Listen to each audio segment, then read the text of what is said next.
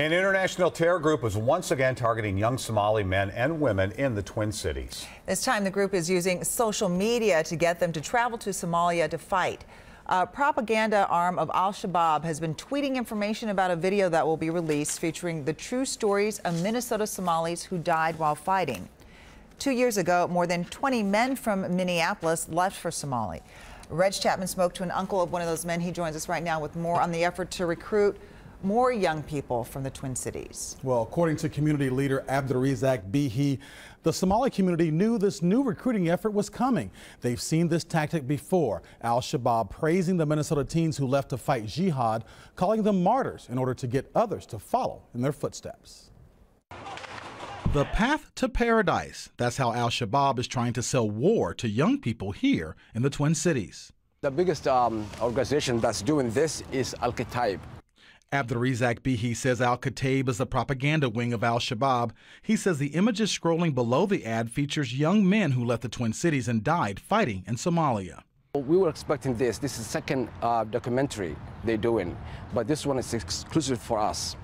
Bihi says Al-Shabaab is active once again in the Cedar Riverside area of Minneapolis, where many of the people who live here are under the age of 24.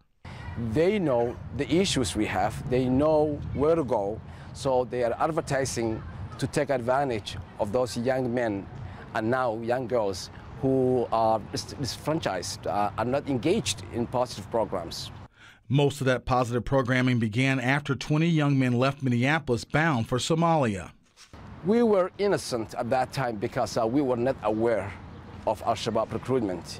Bihi's nephew, 17-year-old Brahan Hassan, was one of those men who left high school and died fighting in Somalia. The tweets glorify those who fight by saying, true to the covenant, some have sacrificed their blood for the sake of Allah and attained a martyrdom, while others are still on the battlefield. They were like their peers, deeply immersed into the Western society before Allah opened their eyes and instilled in them the spirit of jihad.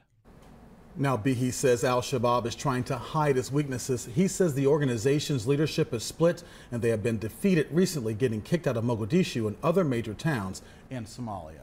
Now, that's disturbing, Reg.